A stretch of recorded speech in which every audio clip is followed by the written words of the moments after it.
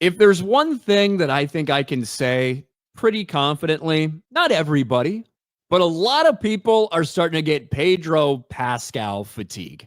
It seems like Pedro Pascal has been prominent, especially over the summer, with like 3 movies in theaters this summer.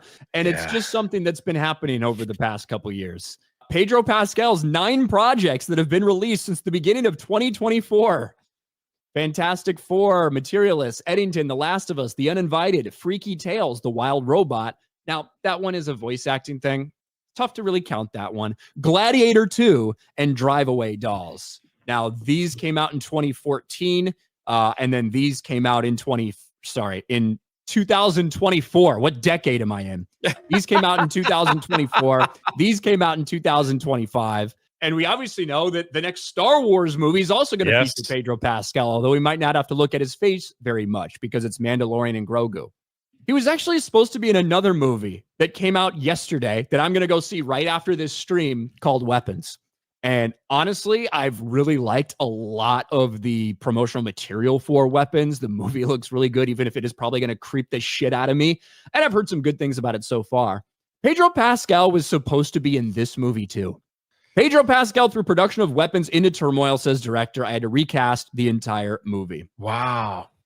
Could you imagine if he was in this movie as well?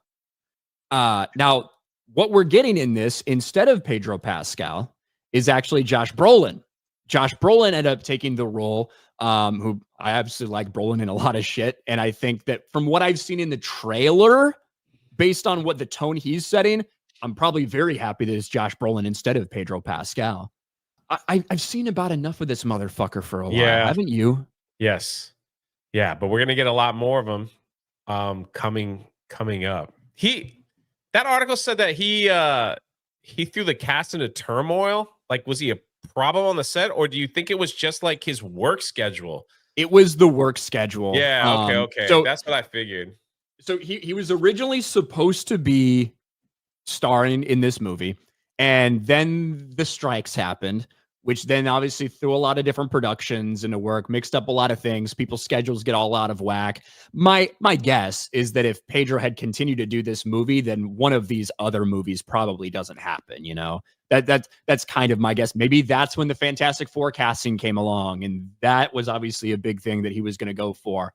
Don't know about the timing of it all, but because they were trying to delay and work around, then this other person had to drop out, then this other person had to drop out because it kept getting delayed.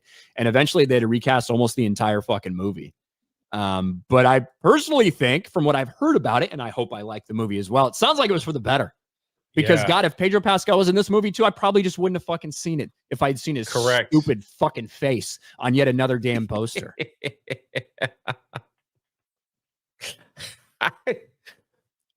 I think he's got to be like the easy checkbox option, right? To hire, because Latino, gay. He can play a white guy, he can play a Spanish guy, he can play I guess for that. So there's your diversity there. He's also gay, probably.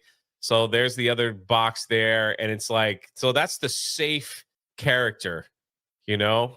Him and Zendaya, I'm surprised they haven't done a movie together yet. So like those are like the safe people to hire in Hollywood, where you could say, no, man, our movie's diverse. We got Pedro Pascal. He's in it. For Avengers Secret Wars. Oh yeah, then they'll be together. Probably. Yeah, well, makes some sense there, but yeah. And look, not all of these are big blockbuster, massive movies, right? When you look at, especially these things, when you look at The Uninvited and Freaky Tales, those are small, little things that he was in last year. These ones a bit more high profile. Eddington's still a fairly small movie. Materialist, little rom-com with Chris Evans and Dakota Johnson. Last of Us, big production. We saw it fall off after they killed his character. Fantastic Four, big production. Gladiator 2, big production, co-lead of that movie. It's time to give this fuck a rest. Keep the damn helmet on for Mandalorian and Grogu, bro. Yeah, I don't think that's going to happen, but we get another year of him. Well, actually 2 years. And who knows what else he's in that's going to come out in between Mando and the Doom adventures of Marvel. Avengers Doomsday. Why do you call it that?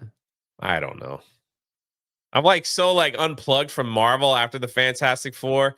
And the fact that that thing like took a freaking nosedive after week 2, you know, it just shows me that I'm not alone in not caring and what the heck happens with Marvel or where they're going. No excitement whatsoever. People gave it a shot. They didn't return to go watch it again. And even though I guess the studio and Bob Iger saying, "Oh man, it was great. It was great. We love the direction we're going." It's like you and 10 other people. That's all I see. But yeah, I agree with you. It's like, how many times do we have to say the name Pedro Pascal? Apparently, Pedro Pascal likes when Jeremy says his name. You remember that? Yeah, it's Several hard to years believe ago. this was like 4 or 5 years ago. But He's like, I like Pedro the was way commenting Jeremy on says Pedro, right? Something like that. Pedro Pascal was commenting on a live stream that Jeremy was doing, like on Twitter. He replied to a link of it. Yeah. He replied to a video that I made. Yeah, this is way back in the day. Where we had the star of the fucking Mandalorian. Tells Jeremy, I like the way you say Pedro. I like you saying my name, Pedro. Yeah, I even forget what that was about. I have no idea. I do remember I made a couple of shirts and sold them. That was just right. Bro, it was just Pedro Pascal's face, and I put a clown wig on him and a clown nose, and it was just, this is not the way. That's all it was. It sold a couple of shirts like that. I forget what it was about. It may have been about fucking transgender pronoun shit. Probably. I don't remember. No, it was the Nazis. It was the Nazis thing. It was the Nazis. Oh, yeah, that's right. When he called everyone Nazis if you voted for Trump. That's right. That was right. All of that was happening before Gina got fired. That's correct. Because that was in late 2020. That's correct. Yeah, he had a social media meltdown there. He was gloating. It was a social media gloat down. But yeah, he called half the audience Nazis effectively. Didn't get fired. I know that's strange. It's crazy. No.